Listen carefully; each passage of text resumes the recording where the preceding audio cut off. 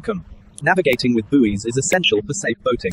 Master the markers, follow the channel, and enjoy the journey. Mastering nautical navigation. This is a guide to buoys and ranges.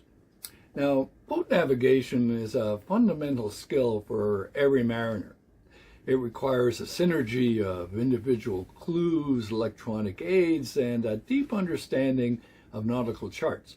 Among the most critical visual tools are buoys and land-based ranges. When correctly interpreted, these markers provide a reliable framework for safe and efficient passage. But first, we have to discuss understanding the International Organization for Marine Aids to Navigation, or IOMA, and their buoyage systems. Buoys are floating markers used to indicate channel edges and hazards and other navigational paths. To ensure global consistency, the International Association of Lighthouse Authorities, IALA, established two regions, Region A and Region B. Region B used in North America, Japan, and Korea, with Region A being used by most other countries. While the shapes of these markers are identical in both systems, the colors are reversed. In Region B, mariners use the mnemonic red right return. This means that when entering a channel from open sea, or returning to port, the red buoys should be kept on the starboard or right side of the vessel. Lateral and preferred channel markers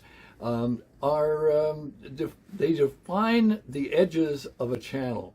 In Region B, red buoys, starboard side markers. They are often conical, called nuns, and carry even numbers. Green buoys, port side markers, they are typically flat-topped, or called cans, and carry odd numbers. Preferred channel markers indicate junctions where a channel splits. These feature horizontal red and green bands. The topmost color indicates the preferred path. Red over green means that you go to starboard. Green over red means you go to port. Now, next is cardinal markers. They indicate where the safest water lies in relation to a hazard base on 4 points of the compass, north, south, east, west. North, two upward pointing black cones, safe water to the north. East, two cones pointing base to base, diamond shape, safe water to the east. South, two downward pointing cones, safe water to the south. And west, two cones pointing opposite to opposite, or in hourglass shape, I guess you would say. Safe water is to the west. Now, here are some essential markers. Isolated danger markers. Black with red horizontal bands and two black spheres on top.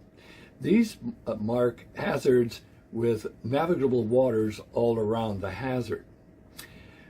Safe water marks. Red and white vertical stripes with red spheres on top. These indicate that there is deep water in all directions.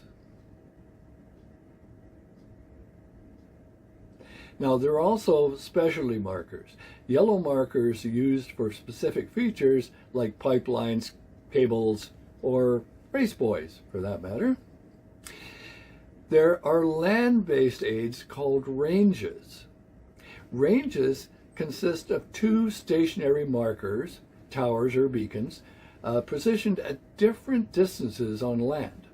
When a vessel is on the correct course, the two markers appear to be aligned. If the marker shifts out of alignment, the mariner knows exactly which way they have drifted. Ranges are exceptionally accurate and vital for navigating narrow or dangerous channels. Now, here are my final thoughts. While GPS and modern chart plotters are invaluable, they are fallible. Technology can fail, and there could be power loss or signal interference. Who knows? A seasoned mariner always keeps physical nautical charts on board. Now, I once encountered a boater in the Bay of Quinte who was hopelessly grounded in the shallows and the weeds. When I asked to see his chart, he produced a Texaco road map. Don't be that boater. Always consult official charts, maintain a vigilant outlook, and integrate your visual observations of buoys and ranges with your electronic data.